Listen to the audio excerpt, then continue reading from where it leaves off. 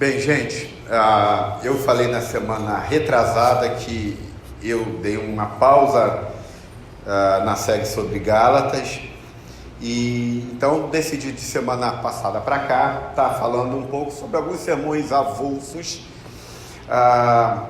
aproveitando mais o que a gente chama de teologia bíblica. Mas você não prega biblicamente? Sim.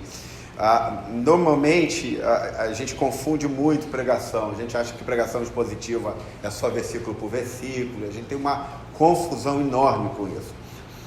E esses temas que eu estou lidando, algumas pessoas chegaram domingo passado que eu falei que eu ia mudar um pouco o jeito de pregar, intencionalmente. Mas você pregou do mesmo jeito. Eu falei, não, a gente traz uma nova vertente. Até porque a gente precisa se acostumar que a nossa fidelidade às Escrituras, ela não tem como princípio maior se ela é temática, tópica, expositiva, qualquer coisa desse tipo. É óbvio que a expositiva ela é mais... Você consegue se manter mais dentro do contexto do texto. Mas, para mim, o que importa é que você seja bíblico, extremamente bíblico. Se você, por exemplo, ler os sermões de Agostinho de Hipona, ele era alegórico, ele pregava sobre a escola de Alexandria. Então, ele não pregava expositivamente. A pregação expositiva, ela surge na Reforma Protestante, ou um pouco junto com os reformadores, e se desenvolve. E eu acho que é um dos melhores meios de você se pregar as Escrituras, porque você não foge de tema. A gente prega um livro e a gente vai seguindo ponto a ponto. Hoje, vou continuar pregando expositivamente, mas a partir de uma teologia mais bíblica, teologia bíblica, que é diferente um pouquinho para que você entenda. Então, no seminário você estuda teologia sistemática e depois você estuda teologia bíblica, é um pouco diferente. Mas vamos lá, eu não tenho tempo para falar sobre isso, porque hoje nós temos o nosso CTM, a nossa escola dominical, depois do culto. Então acaba o culto, tem cantina, você vai lá na cantina, bate papo com o irmão, come e volta às 8 horas. De 8 às 9 nós temos um tema dos mais fáceis do cristianismo, que se chama livre-arbítrio. É verdade ou não é? É o tema mais tranquilo do cristianismo, que é o livre-arbítrio. Tem a livre ou não tem? Hoje a gente vai debater. Eu digo assim, se você não puder ficar, ok. Mas, por favor, ame o ensino, porque você aprende. Eu acho que a gente está numa epidemia de falta de conhecimento teológico e bíblico. Então, eu acho que você deveria ficar. Bem, vamos para o texto? Hoje eu vou falar sobre o meu tema, que é o Deus que surpreende. Lucas 5, do verso 1 ao verso 11. É um episódio belíssimo das Escrituras, e eu quero ler com vocês e pedir que Deus fale conosco nessa noite. Olha o que diz o texto, você pode já passar, pode já ir passando. O primeiro texto diz assim: Aconteceu que Jesus estava junto ao lago de Genezaré, e a multidão o apertava para ouvir a palavra de Deus. Então ele viu 2 barcos junto à praia do lago. Os pescadores tinham desembarcado e estavam lavando as redes. Entrando num dos barcos, que era o de Simão, Jesus pediu-lhe que o afastasse um pouco da praia, e assentando-se do barco, ensinava as multidões. Perceba, lembra que eu falei uma vez que quando você está sentado é sinal de autoridade no Antigo Oriente, lembra? Lembra lá no sermão de Jesus, não fica em pé no barco, ele senta, que é o sinal de autoridade no Antigo Oriente, só para você relembrar alguma coisa. Verso 4: Quando acabou de falar, Jesus disse a Simão: Leve o barco para o lugar mais fundo do lago, e então lancem as redes de vocês para pescar. Em resposta, Simão disse: Mestre, havendo trabalhado toda a noite, nada apanhamos, mas sobre esta sua palavra lançarei as redes. Verso 6. Agora eu vou pedir que vocês leiam essa parte do texto, todos juntos. Fazendo isso, apanharam grande quantidade de peixes, e as redes deles começaram a se romper.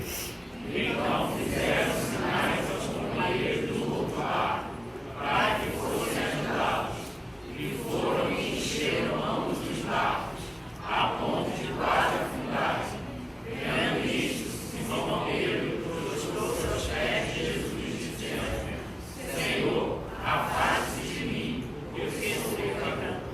Verso 9 diz: pois à vista da pesca que fizeram, a admiração se apoderou dele e de todos os seus companheiros, bem como de Tiago e João, filho de Zebedeu, que eram seus sócios.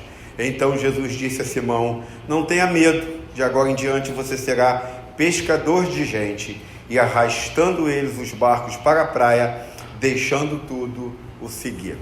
Vamos orar? Pai bondoso, obrigado por esta noite. Obrigado pela nossa adoração, Senhor. Nós tivemos uma adoração nesta noite tão gloriosa, tão cativante, Senhor, tão ousada.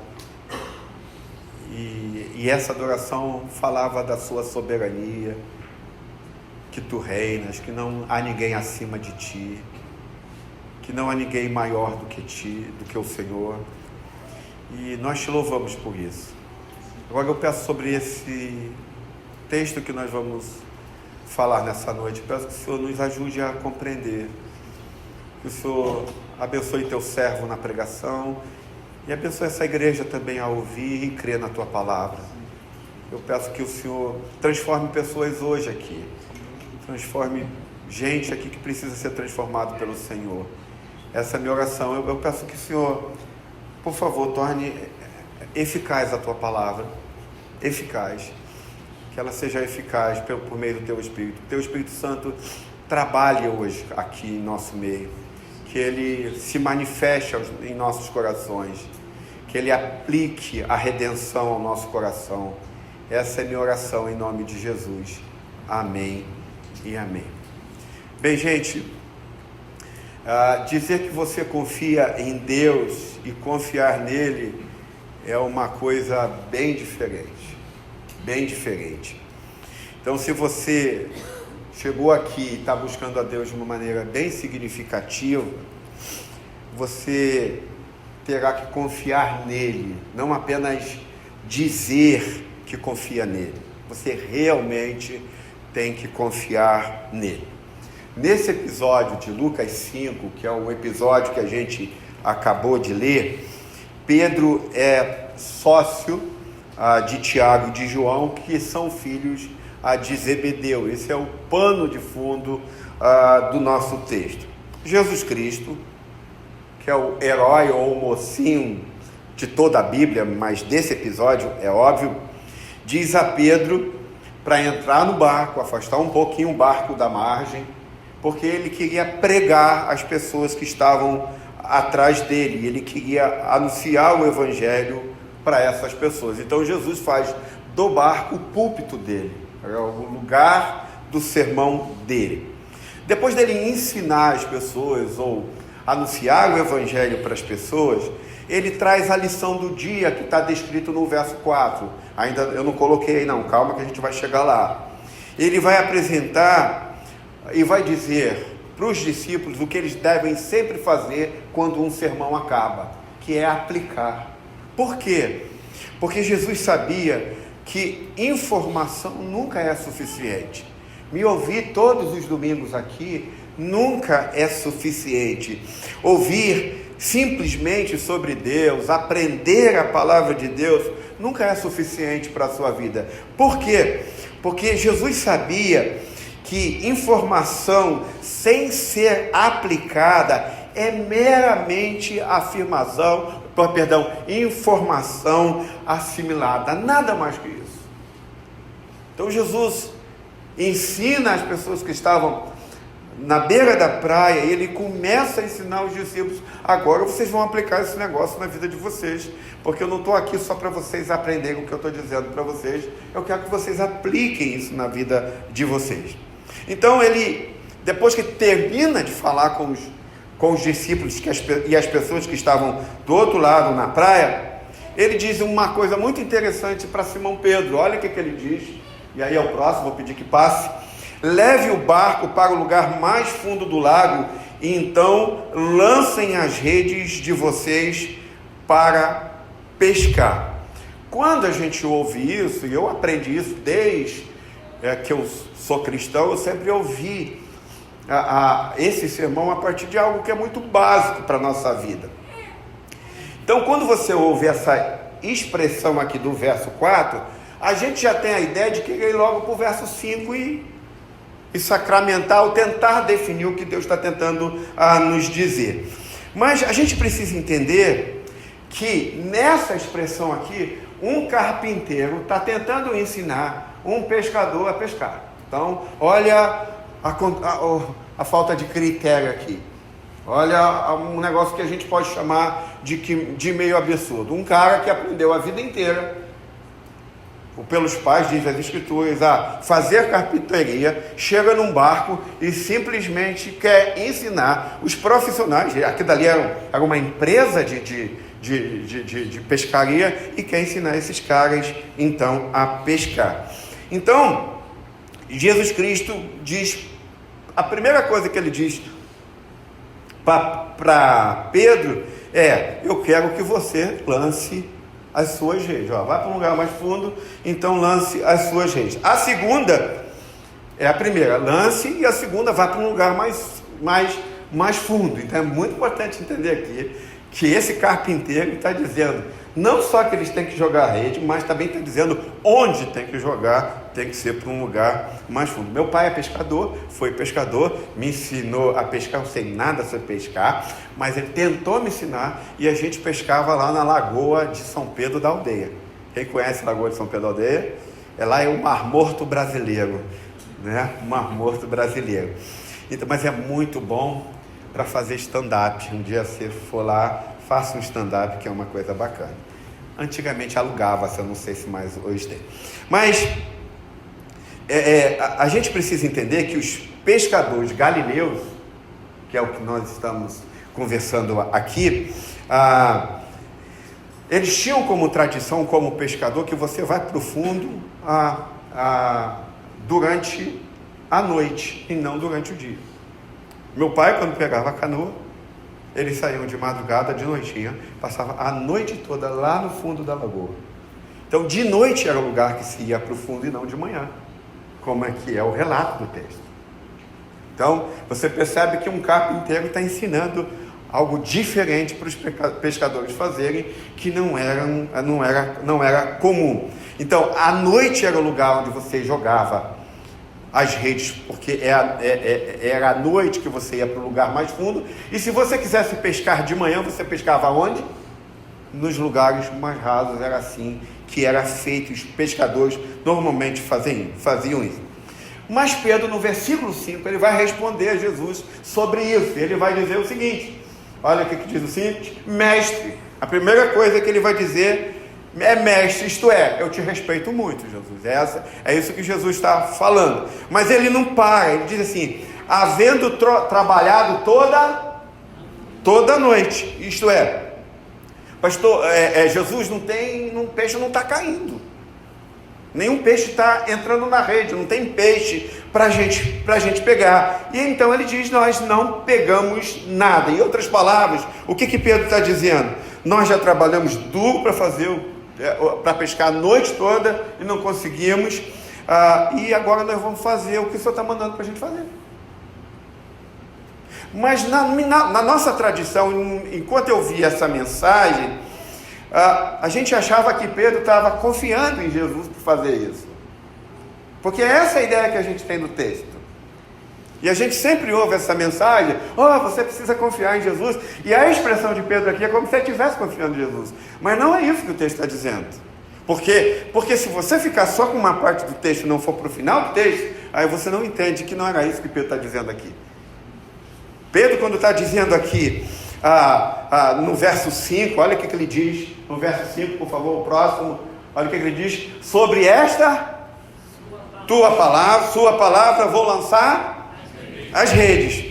Então, se você não lê o resto da história, e eu vou chegar lá, eu peço que você tenha calma, você pode pensar que Pedro está dizendo assim: Jesus Cristo, nós trabalhamos duro a noite toda, e só porque eu confio em Ti eu vou jogar a rede. Eu vou jogar, sob a Tua palavra eu vou jogar. É porque eu tenho uma plena confiança em Ti. Eu sei que você sabe do que você está falando, e eu vou confiar em Ti e vou jogar. Mas não é isso que o texto está dizendo. Eu sei que essa leitura pode ser feita de algumas formas ou de alguns aspectos, mas se você terminar o texto, isso não dá a entender que seja isso. Não dá a entender. Por que não dá? Porque o que Pedro está dizendo é para Jesus o seguinte: Jesus, olha só, tu é um carpinteiro. Tu está querendo me ensinar um pescador profissional a pescar? Eu estou aqui a vida inteira. Eu tenho uma empresa de pescaria. E você está querendo me ensinar a pescar? Eu digo o seguinte: eu não vou lá e subo no barco e tomo o teu púlpito para ensinar o teu povo, para ensinar o que você tem que ensinar. Então também não venha me dizer o que eu tenho que fazer. É isso que Pedro está fazendo aqui agora. Ele não está tendo nenhuma atitude de fé aqui ainda, por causa do final do texto. Ele apenas está dizendo para Jesus: olha, Jesus, eu não me meto na sua área, por que você está metendo? Então eu vou jogar a rede para mostrar para você que você está errado. Para mostrar para você que você está errado. É isso que Pedro está dizendo aqui. Calma que eu não me virei um herege ainda não. Então, isto é, Pedro está dizendo: eu sou um cara da área, eu já faço isso há muito tempo, e eu sei que não tem peixe caindo na rede.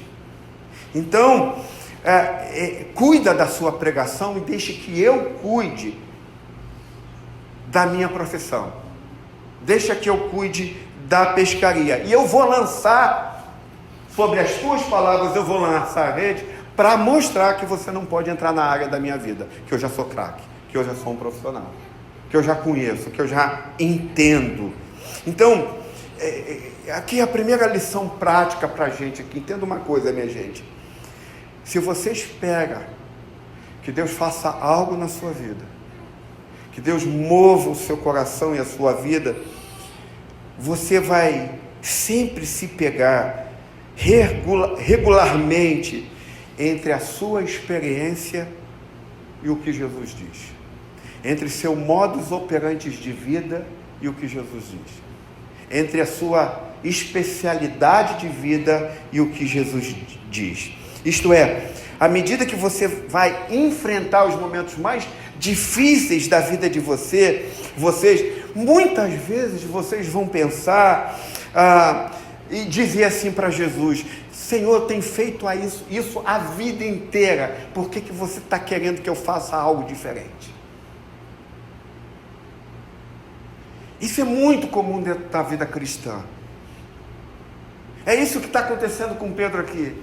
É como se vocês estivessem aqui e dizendo: Jesus, cara, tu me abençoa, teu negócio é pregar. Agora, na minha área sou eu que sei, na minha área sou eu que governo, na minha área eu já estou a vida inteira fazendo isso, e eu sei que existem momentos que eu tenho sucesso e existem momentos que eu não tenho sucesso, então eu vou fazer o que você está fazendo, justamente, não é porque ele confia em Deus, é porque eu quero mostrar para você que você não pode confundir as coisas, as áreas. Você fica com a pregação e eu fico com a pesca. Então, muitas vezes, é isso que a gente faz. A gente chega para Jesus e diz assim: deixa as finanças comigo, Jesus. Deixa as circunstâncias comigo. Só prega. Só me potencializa. Só me dá uma experiência mais profunda contigo. Deixa que essa área da minha vida eu faço. E você apenas prega. Por quê? Porque eu sei o que estou fazendo. Então, isso acontece com muitos de nós, que nós já temos experiências históricas. Na plantação da igreja, nós começamos essa igreja há 20 e poucos anos. Estou plantando uma igreja em São José dos Campos. E é tudo diferente hoje. É tudo diferente. Não é nada igual. Cultura diferente. Modo de pregar diferente. E aí a gente precisa ouvir o que Jesus está dizendo. Então, cuidado quando Deus está falando coisas para vocês, que vocês dizem assim: Deus, fica contigo, fica nessa área e deixa a minha vida com a minha. Deixa que eu já estou experiente nisso. O versículo 6 vai nos mostrar algo muito interessante, porque olha o que acontece. Pedro joga, e depois eu vou provar para você porque que eu não acredito que Pedro está confiando em Jesus aqui. Ele está apenas tentando mostrar para Jesus que ele está errado. Mas no verso 6, diz o quê? Fazendo isso, apanharam grande quantidade de peixe. Se a gente está diante de um texto desse, se a gente está diante desse texto, se a gente está diante de um pregador que quer abusar da nossa fé, ele deve estar vendo, gente, se você não tiver fé, você não pega muito peixe. Está vendo? Pedro confiou e jogou. Por isso que o meu ponto aqui é que Pedro não confiou nada em Jesus. Ele jogou porque ele queria deixar as distinções muito bem pontuadas. Muito bem pontuadas. Então o verso 6 diz: fazendo isso, apanharam grande quantidade de peixes. Quantos peixes? A Bíblia não diz. Diz que era muito peixe, mais do que eles pegaram antes. E eu não sei se você entende, se você já pescou alguma vez na sua vida em rede. Normalmente pescadores que vão para lugares onde podem pegar muito peixe, eles vão com redes com uma densidade, um número de linha muito maior, e que para você rasgar uma rede daquela, você tem que ter com muito peixe dentro da rede. Não é qualquer quantidade de rede de peixe que rasga a rede. Então ele pesca muito mais peixe durante o dia do que normalmente se pegava durante a noite, que era onde eles iam para os lugares mais fundos. Então realmente é algo muito poderoso aqui acontecendo. Então as redes não rompem, e não rompem ao ponto deles chamarem os companheiros para ajudarem a carregar a quantidade de peixe. Olha o que diz o verso 7. O verso 7 diz o seguinte: então fizeram sinais aos companheiros do outro barco para que fossem ajudados. Tipo, Deus fez uma coisa tão incrível na sua vida que você chama, olha, Deus fez um negócio tão grande que eu preciso que você me ajude a isso que Ele está fazendo na minha vida. É mais ou menos isso que está acontecendo aqui. E a gente precisa entender que quando a gente chega nesse verso 7, a gente cai sempre na nossa vida diária a esse tipo de bifurcação na nossa vida. A gente chama isso de sinuca de bico. Isto é, tudo que você sabe será colocado contra o que Deus diz. É isso que acontece aqui. Tudo que você sabe será colocado contra o que Deus diz. Tudo que eu sabia de plantação, eu fui testado e estou sendo testado e reaprendendo a partir do Senhor. Eu estou aprendendo a jogar redes de modo diferente. Então, o que acontece aqui? A gente vai ter que tomar uma decisão ao ponto de confiar em Deus o suficiente quando for contra aquilo que nós sentimos ou pensamos. O que o texto está dizendo é que você, não importa o quanto você experimentou no passado, não importa o quanto Deus já fez em sua vida, não importa o que Ele já realizou no seu coração, não importa o quanto bem sucedido você já tenha sido, ou se não funcionou de um jeito, ou ainda que você tenha já tentado várias vezes a mesma coisa e não tenha dado resultado nenhum, você precisa entender que o que Pedro faz aqui é simplesmente jogar a rede para tentar provar a Jesus alguma coisa, mas que eu e vocês, que já estamos entendendo que Ele não faz isso por fé, é uma mostra que nós podemos confiar em jogar nossas redes, eu estou sentindo metafórico aqui, para que a gente possa realmente entender o quanto nós devemos confiar no Senhor plenamente. Talvez alguns de vocês vão dizer assim: pastor, você está voltando a acreditar em fé cega. Lembra? Eu esqueci o nome do filósofo que foi Shilamar, né? Eu não me engano, mas tá bom. Você está criando numa fé cega, simplesmente você joga a rede para ver no que vai dar. Não, preste atenção numa coisa. Na fé cega, fé cega é quando você confia em alguém que não pode lhe suprir, não lhe pode dar nada. Isso é fé cega. Agora, quando você confia plenamente em alguém que você sabe que pode lhe dar o que for necessário, então você pode lançar as redes. Porque isso não é fé cega. Por isso que os cristãos foram e sempre serão chamados a viver por fé. Então, a fé cega é quando você confia em alguém que não pode lhe dar nada. E mesmo assim você confia. Isto é, mas quando você confia em alguém e sabe que ele pode dar aquilo que ele está prometendo, então isso não é fé cega. Então, gente, quando se trata dessa coisa de fé, a gente precisa entender que eu acho que é uma das coisas que a igreja contemporânea perdeu, está perdendo. Se a gente quer ver coisas incríveis acontecendo na nossa vida cristã, nós temos que começar a andar contra os nossos instintos naturais. Instintos naturais. Eu acho que a igreja contemporânea hoje, ela anda muito por vista. Ela anda muito de acordo com o que ela planeja. Ela anda muito de acordo com o que ela traça os caminhos. E aqui o que Jesus está nos ensinando é que muitas vezes nós vamos ter que ir contra aquilo que nós temos como dados históricos.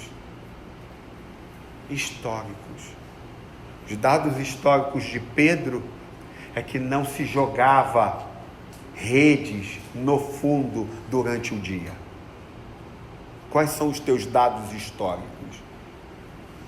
Quem é maior, Deus ou seus dados históricos? Esse é um desafio nosso para a nossa fé. Por quê? Porque o que Jesus está ensinando a Pedro é que ele precisa de fato confiar. O que é confiança, gente? A confiança é você saber que a pessoa que está lhe prometendo algo pode lhe dar algo, esse algo. Isso é confiança. Hoje eu tive que ir para a emergência no médico, no hospital, porque eu tive uma crise tão absurda de sinusite que eu tive para o hospital para uma emergência lá para meio-dia, 1h da tarde. E uma jovem médica me atende e ela disse para mim assim: você está com sinusite, né? Eu falei, me parece que sim, eu já tenho uma tendência a ter sinusite.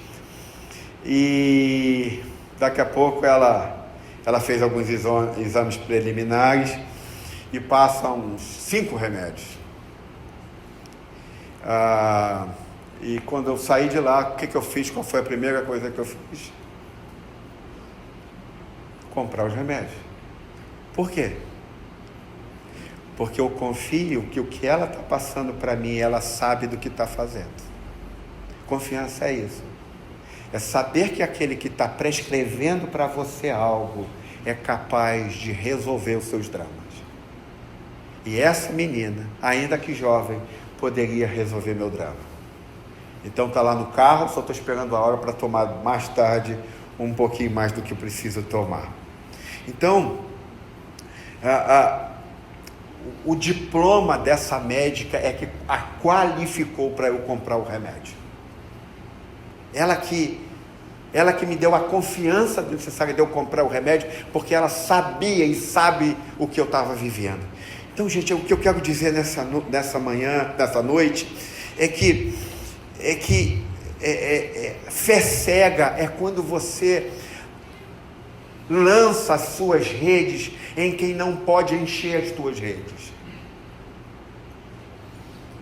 Agora, fé real é quando você lança as suas redes e confia que aquele que pode encher as suas redes realmente pode. E é isso que o texto está dizendo, Então, nós queremos, e eu acho que uma das coisas que nós temos problemas de entender, e aqui eu acho que é muito importante na nossa vida, nós somos reformados. E reformados têm problemas de entender que Deus pode encher as nossas redes. Amém, gente? Deus pode nos trazer sucessos financeiros, uma boa vida financeira. Na verdade, olha as igrejas presbiterianas, elas têm a teologia da prosperidade no ápice. Só tem negro na maioria deles com grana. Eu não estou fazendo uma crítica aqui não, mas vai numa igreja presbiteriana para tu ver. Então, deixa eu explicar para você. Nós reformados, às vezes não entendemos o que Deus pode fazer na nossa vida. Pode ser uma promoção de emprego, pode ser um carro. Deus pode querer dar um carro a você. Deus pode querer dar um emprego para você. Deus pode querer te dar mais dinheiro para que você tenha uma vida melhor. Deus pode melhorar seu emprego justamente para que você possa ter uma vida diferente. Jesus pode encher as nossas redes, como está dizendo o texto aqui, porque vocês estão achando que aquilo ali aconteceu, não tornou Pedro, Tiago e João cheios da grana? Ou não? Gente, os caras puxaram uma rede e 2 outros barcos vieram puxar junto com ele. Vocês acham que aquilo ali não montou ele na grana? É por isso que eu gosto de teologia bíblica. Às vezes a gente tem que se deparar com essas coisas. Às vezes. Porque se vocês acharem que Pedro, Tiago, João, a empresa dele não decolou ali, vocês estão de brincadeira.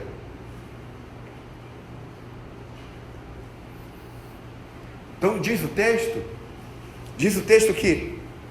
que as redes ficaram cheias. Então, mas para ele encher a rede, Pedro, obviamente, teve que fazer normalmente tudo que ele estava acostumado a fazer. E isso é para nós também. Às vezes a gente confia tanto na nossa racionalidade, eu amo teologia sistemática, eu amo tudo que o Evangelho diz, nós temos que ser bíblico, e eu não estou dizendo que Deus vai fazer algo que não está na Bíblia, pelo contrário, mas eu estou dizendo que às vezes nós temos que agir ao contrário do que estamos acostumados. Às vezes nós temos que agir contrariamente àquilo que a gente pensa ou que a gente sabe. Por quê? Porque Jesus manda esses caras irem para um lugar mais fundo, onde normalmente não se ia.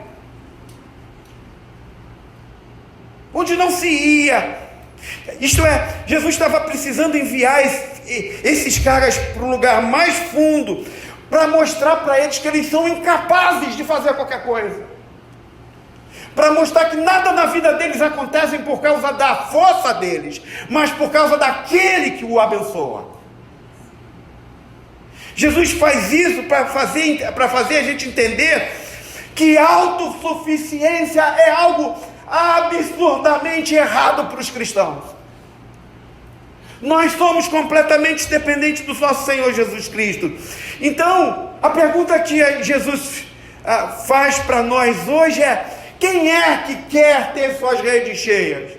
Então pare de achar que seus eventos históricos vão conduzir vocês, que a sua experiência profissional vai abrir uma porta de emprego, que a sua capacidade de planejar vai lhe dar aquilo que você quer, mas aquilo que você terá será tão somente aquilo que Deus lhe conceder, porque Ele é o único que enche redes,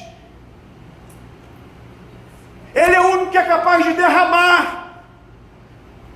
E autossuficiência não rola no cristianismo. Ninguém faz acontecer. Quem faz acontecer, diz as Escrituras, é Jesus Cristo. Então, olha o que diz o versículo 8. Vendo isto, Simão Pedro prostrou-se aos pés de Jesus, dizendo... Leiam, por favor.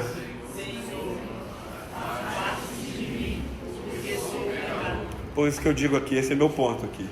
Por isso que eu digo que Pedro não confiava em Jesus quando jogou a rede. Porque aqui ele tem um senso de realidade. Ele diz assim, vendo isto o quê? Rede cheia de peixe. Contrariando todos os seus dados históricos, a sua experiência profissional, a sua capacidade de fazer acontecer. Ele era um empresário. Ele diz, vendo isto, Simão Pedro prostrou-se aos pés de Jesus, dizendo, Senhor, saia daqui, afaste-se de mim, porque eu sou pecador. Então não tem nada de confiança lá no ensino, lá no primeiros versos para mim. Então, essa resposta do apóstolo Pedro para mim é extremamente importante e é muito abençoador. Porque pense assim, barco cheio de peixe. Depois que nós vendermos peixes, nós vamos ter algum dinheiro, ou um bom dinheiro. E eu fico imaginando Pedro pensando assim, bem, que tipo de carro novo eu vou comprar? Ou que tipo de barco? Acho que eu vou trocar meu barco. Eu fico imaginando Pedro dizendo assim, agora eu vou dar o presente que eu tanto gostaria de dar à minha esposa. O barco está lotado de peixe. Cheio de peixe. Ou então ele pensando assim, acho que eu vou dar um guarda-roupa novo para minha esposa. Aqui é conjectura, tudo conjectura. Por quê? Porque Pedro diz assim, eu fui abençoado, cara. Meu barco está lotado de peixe, eu estou cheio da grana. Mas não foi isso que Pedro diz. Porque isso que eu acabei de escrever foi o que a gente faz. É o que a gente faz quando Deus nos abençoa. Mas olha o que Pedro diz. Pedro vê o teu barco lotado, cheio de bênção, e ele se prostra aos pés de Jesus, e ele diz o quê? Afaste-se. Está no próximo, porque eu fiz a compra. Afaste-se de mim, porque eu sou um homem pecador. Agora a pergunta que a gente faz é, o que afeta tanto a Pedro, que em vez de ele louvar, em vez dele chamar os seus amigos para testemunhar, em vez dele dizer o que Deus fez na sua vida, ele simplesmente chega para Jesus e diz, saia, afaste-se daqui, porque eu sou um homem pecador. O que aconteceu com Pedro para falar isso que falou para Jesus? O que aconteceu? Porque isso não se encaixa, gente. Quem aqui, gente? Não posso sair daqui por causa do vídeo aqui. Quem aqui, se Deus desse-lhe uma grande bênção, diria para Jesus se afastar? Não faz sentido. Mas olha o que diz o verso 9. Porque o verso 9 de alguma forma explica um pouquinho o próximo verso, por favor. Olha o que ele diz. E a admiração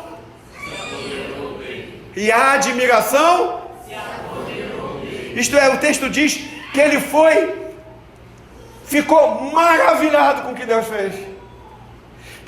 A versão, o texto grego quer dizer, ele foi tomado de espanto pelo que Deus fez. Por que ele foi tomado de espanto? Por que ele foi tomado de admiração? Por que ele ficou estupefato? É porque lá no início eu falei para vocês que ele não acreditava no que Jesus estava falando. É por isso que ele fica cheio de admiração. E é por isso que ele pede para Jesus se afastar. Porque quando ele jogou as redes, ele jogou simplesmente por jogar. Porque o verso 9 explica isso. Então ele fica tão chocado, ele fica tão tomado de espanto, justamente porque ele estava assim, cara, eu joguei esse negócio só por jogar, e agora esse negócio está cheio de peixe, e agora eu estou me deparando com ele face a face, e agora eu vejo quem ele é e quem eu sou. Por isso que eu peço para ele sair daqui. Foi aí que Pedro descobre exatamente com quem ele estava lidando. Às vezes nós somos assim.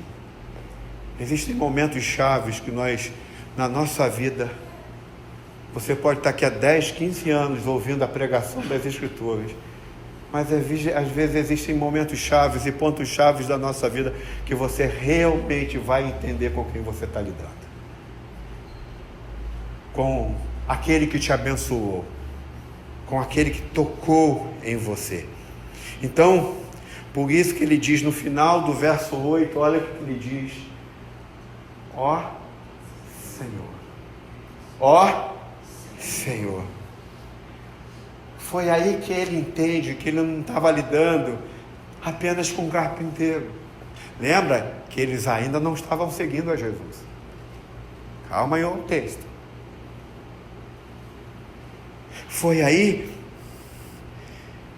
que Pedro entendeu que ele não era simplesmente um marceneiro da cidade, o filho de José. Foi aí que ele entendeu que não era uma figura religiosa que ele estava lidando, com um simples homem, ou com um simples mestre, ou com um simples rabino daquela época. Pedro entende, então, quando ele olha face a face com Jesus Cristo, ele percebe que ele está olhando face a face para Deus. Face a face para Deus. E a Bíblia diz que quando a gente olha face a face para Deus, e Pedro percebe que quando ele olha face a face para Jesus, ele está lidando com um Deus muito real. O Deus que nós cantamos hoje aqui à noite, um Deus que a gente chama de Deus onipotente, um Deus que fez o peixe, um Deus que fez o lago, um Deus que faz a madeira para construir um barco. A gente está lidando com aquele que pode fazer qualquer coisa, e aquele que é capaz de ver também o seu pecado, o Deus de toda a terra. Ele se depara com alguém infinitamente maior do que ele pode imaginar. Ele achava que era só um carpinteiro. É o filho de José que nasceu lá em Nazaré.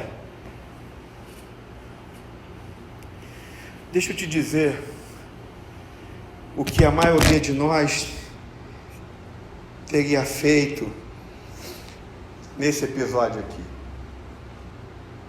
no texto aqui. Por isso que eu acho que Pedro é um cara fantástico na Bíblia. Ele é um bronco, mas ele é um homem fantástico. Ele é aqueles cara Zé Mané das Escrituras. É os caras do Barbie Shop, né, que nós temos agora nas nossas barbearias. Vamos tomar uma cerveja e vamos fazer a barba. Eu acho que Pedro é esse aí. Eu acho que Pedro seria assim se ele estivesse em nosso meio. Eu morro de rir com essas imagens. Então eu fico imaginando a gente no mar da Galileia, no lago da Galileia, e a gente pegando a calculadora, barco lotado, 2 barcos ajudando a gente. A gente começa 101, 102, 103, a gente já começa a ficar arrepiado. Ganhei na Mega Sena.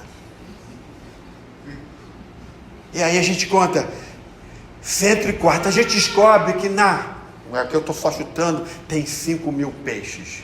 Oba, R$10 cada peixe. Quem sabe matemática, nós temos R$50.000. Aí a gente, como é crente mesmo, 10% é dízimo. Qualquer coisa fora disso, você está em pecado. Peraí, a gente é crente. Bem, sobrou 45. O que a gente vai fazer com 45? Confessa, o que você vai fazer com 45? Vamos envergonhar o capeta agora. Vamos, você vai investir na plantação. Vamos envergonhar o capeta. Ah não, você não vai comprar uma moto nova. Você não vai comprar um iPad, um Mac. Vamos envergonhar o capeta, gente, vamos? Nós vamos ajudar os pobres. Então, gente, a gente estaria tão absorvido com a bênção tão absorvido com os 45 mil reais que... Isso se você deu um dízimo, né?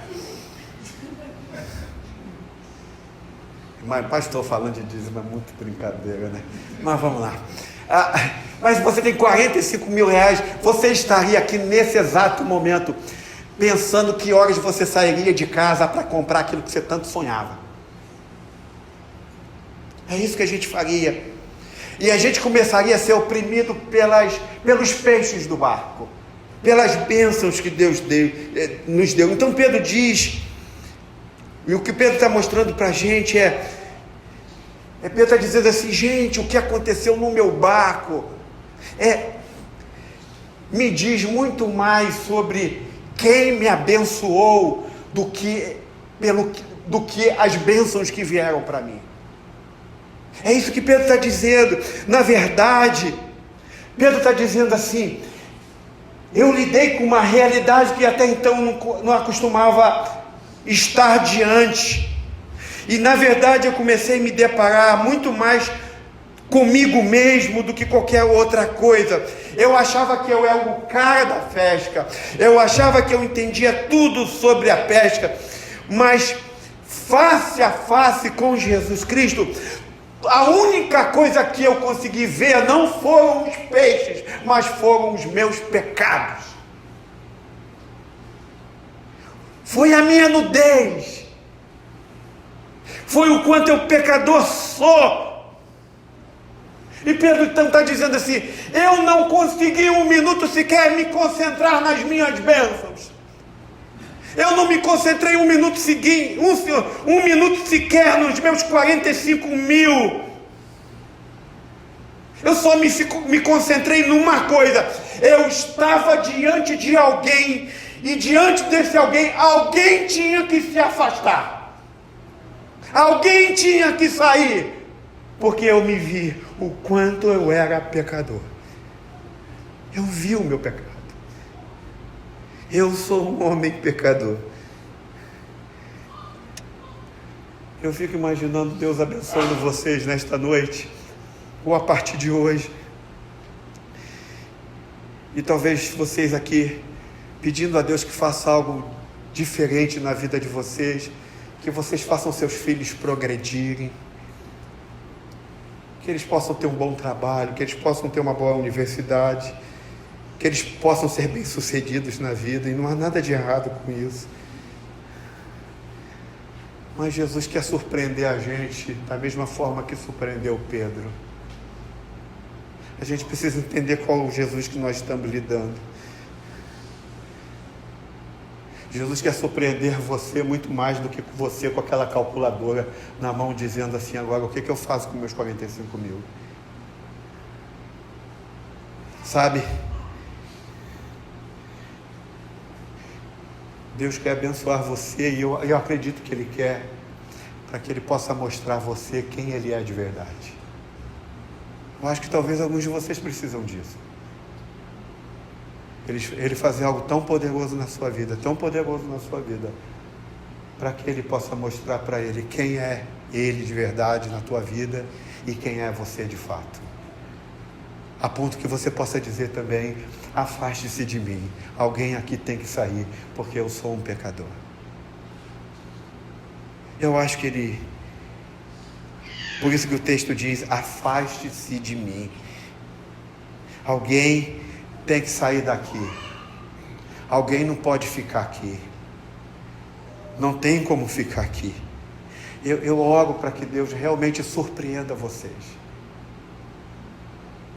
Eu oro,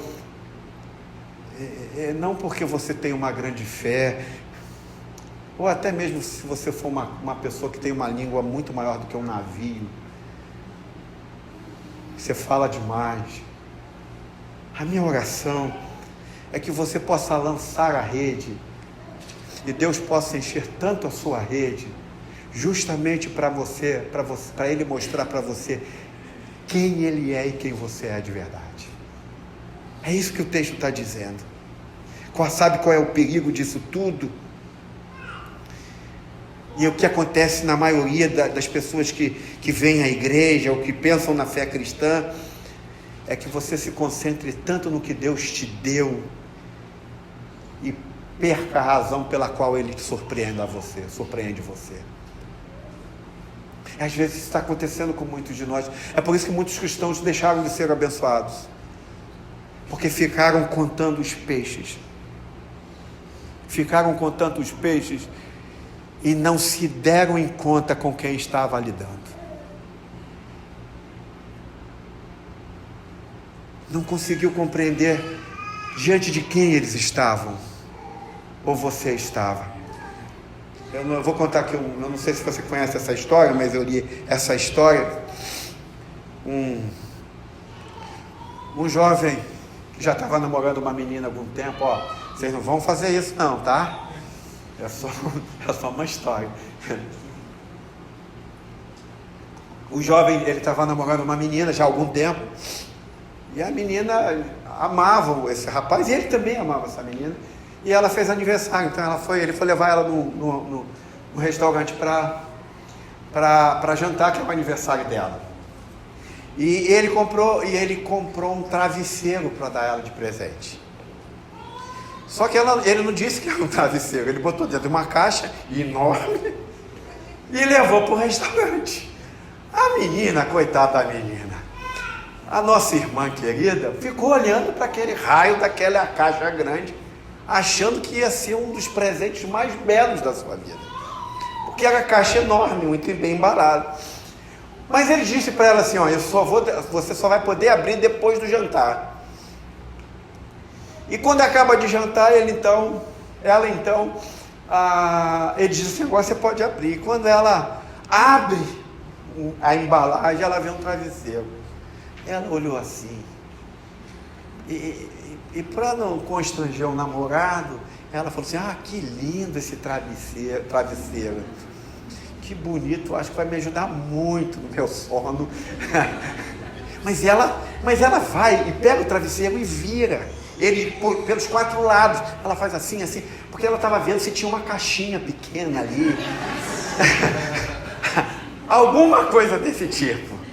E ela, depois de virar os 4 lados, e para um lado, para o outro, não tem caixinha nenhuma, ela diz: muito obrigada por esse travesseiro. Ela, meio sem graça, mas disse assim: quando ele faz isso, o jovem pega o travesseiro, bota no chão, se ajoelha no travesseiro e pega uma caixinha e diz assim: você quer casar comigo? Vocês vão querer fazer isso, né? Calma. Você quer casar comigo? Diz a história que nesse momento, ela esquece do travesseiro, e a única pessoa que ela foca e mantém seus olhos é nele. É assim que Deus quer fazer conosco. Sabe, às vezes Deus está sentado de joelho num travesseiro, depois de derramar bênção sobre você, e a única coisa que Ele quer é que você olhe face a face com Ele. Preste atenção nele, no que Ele está fazendo na sua vida. Eu não estou aqui menosprezando Deus ajoelhado no travesseiro, eu só estou dizendo para você que quando Deus desembrulha o que Ele tem para você, é porque Ele quer que você o veja ajoelhado sobre isso. E Deus quer que você foque e mantenha seus olhos nele, vidrado nele. Isto é, Deus quer que vocês entendam o que está acontecendo, que vocês entendam com o que nós estamos lidando. Agora, seria bom se a história terminasse aqui. Eu vou para o último ponto do meu sermão. Eu já estou com 54, eu tenho 3 minutos ou 4 para fazer isso. Olha o verso 10 e o verso 11. Verso 10 e verso 11. Se a história terminasse aqui, Deus estaria dizendo assim: eu vou surpreender vocês, eu vou encher as redes de vocês, mas eu só estou enchendo as suas redes para que você olhe para mim e foque em mim. Mas a história não termina aqui. Olha o que diz o texto. bem como de Tiago e João, filhos de Zebedeu, que eram seus sócios. Então Jesus disse a Simão: não tenha medo, de agora em diante você será pescador de gente. E arrastando eles os barcos para a praia, deixando tudo, o seguiram. Talvez eu já esteja ouvindo algumas pessoas assim: pega aí, pastor Cláudio, você está dizendo que Deus me deu uma bênção, encheu as minhas redes e quer que eu abra a mão dela? Você está dizendo que Deus me deu uma casa para que eu abra a mão dela? Que Deus me deu um carro e que eu abra a mão dele? Que Deus me deu um emprego e quer que eu abra mão do meu emprego? Sabe o que o final desse texto está dizendo para mim e para você? É que Deus usou esse encher das redes, essa bênção sobre Pedro, Tiago e João, para que eles pudessem entender que essa bênção só é um meio para levá-los para outro lugar. Para outro lugar. É para que eles pudessem entender que Deus não encheu as redes deles só para que eles fossem chamados dentro da comunidade como pessoas bem-sucedidas, para que as pessoas não olhassem para eles simplesmente: olha como a empresa de Pedro, Tiago e João estão indo bem. Deus não enche a rede deles simplesmente para que eles possam ser as pessoas mais veneradas dentro de um contexto social ou dentro de uma comunidade. O texto diz que ele usa a rede e abençoa a eles, porque Deus estava dizendo que tinha chegado a hora de mudar a carreira deles. Mudar a carreira deles. Mudar o rumo de vida deles. Olha que genial esse texto. Pedro, Tiago e João, se vocês ficarem aqui, vocês vão ficar contando peixes a vida inteira. Vocês vão ficar contando peixes mortos a vida inteira. No melhor dia de vocês, vocês vão ficar contando peixes e vão vender esses peixes. E aí Jesus está dizendo o seguinte: eu não abençoei vocês para manter vocês aqui, nesse lago. Eu não estou te dando o que estou te dando para você continuar aqui. Eu não estou te dando o que eu estou te dando para você continuar simplesmente nessa vibe de que você é uma pessoa bem-sucedida. A razão, e essa é a ideia do texto, é que eu abençoei vocês para que vocês pudessem olhar para a vida de vocês de modo diferente. Para vocês olharem para vocês mesmos de um modo diferente. Eu abençoei vocês, cavalheiros, meus discípulos, meninos, rapazes, homens, mulheres, porque eu quero que vocês me sigam. Eu quero que vocês abram a mão de tudo e me sigam, porque eu não vou entrar nos sonhos de vocês. Eu não sou um Deus que entra nos sonhos de vocês. Vocês é que me seguem. Eu é que mostro para onde vocês vão. Eu é que digo quais são os seus passos. Eu é que digo para vocês qual vai ser o fim da história de vocês. Eu não abençoei vocês para mantê-lo nesse lago. Eu não abençoei vocês para isso. A maioria de nós teria dito assim: peraí Jesus, você é uma parte vital da nossa empresa. Para você não ir embora, você não quer um carro, a gente melhora teu salário. A maioria de nós teria feito isso. A maioria diria para Jesus: Jesus, eu te dou um escritório. Imagina Pedro, Tiago e João falando: não, Jesus, eu monto um escritório para você. Assim que os CEOs fazem. Não quero que você saia daqui, eu vou montar um escritório para você, eu vou te dar um carro. Porque você é o cara, você não pode sair. A maioria de nós perguntaríamos para Jesus: o que você quer mais? Estou te dando carro, escritório, estou te dando uma carga horária tranquila. A gente não quer perder você. Não quer perder você. O que você quer mais? A gente diria para Jesus é o seguinte: é isso que o cristianismo contemporâneo está fazendo de Jesus. Jesus, siga-me. Jesus, siga-me. É o que vocês normalmente fazem com Jesus. Sigam-me. Talvez vocês estejam aqui fazendo isso com Jesus. Siga-me. Está aqui os meus sonhos. Siga-me. Siga-me. É isso que a igreja de Jesus está fazendo com Jesus hoje. Esse texto é brilhante. É maravilhoso. Porque está mostrando para mim e vocês o que nós estamos fazendo. Cara, tu é um cara fantástico, Jesus. Tu faz milagres, tu enche redes. Então eu não posso perder você. Então siga-me. Eu vim aqui hoje, nesta noite, para dizer para você: siga-me. É isso que vocês estão fazendo com Jesus, muitos de vocês. Não todos, mas muitos de vocês estão.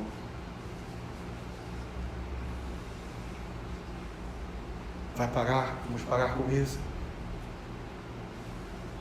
Sabe, gente? Jesus disse a Pedro que a razão pela qual ele os surpreendeu era para que eles pudessem segui-lo.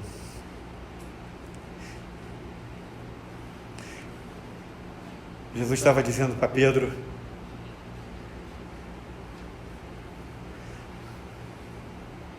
olha, vocês podem trazer o seu mundo, a sua vida para a minha vida, mas eu não vou levar a minha vida e o meu mundo para você. Quer andar comigo? Siga-me.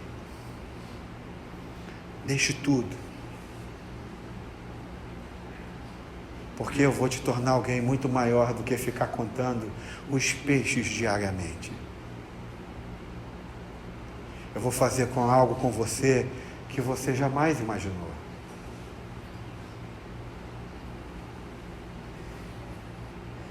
Sabe? Você pode ter seus sonhos, seus desejos, mas você já parou para pensar que Deus pode ter algo muito maior, mais planejado para você? E que Ele só te abençoou para te chamar a atenção? Ele só te deu um tempo de muitas bênçãos só para chamar a tua atenção? Só para dizer para você que chegou a hora de você deixar tudo que tem e segui-lo?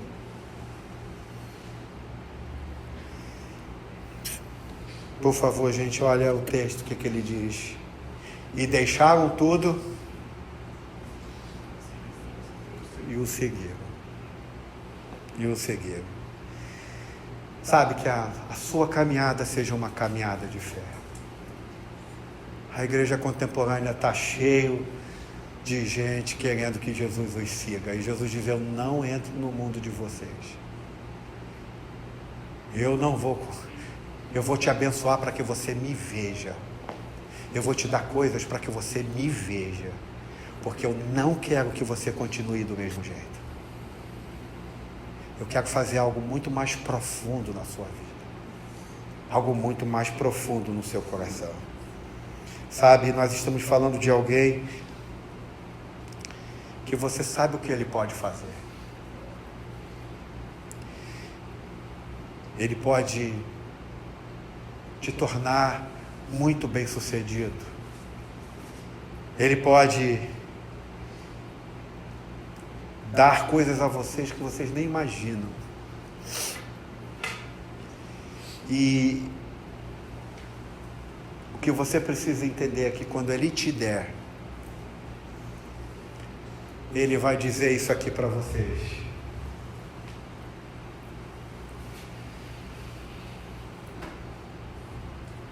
deixem tudo e me sigam. Vamos orar?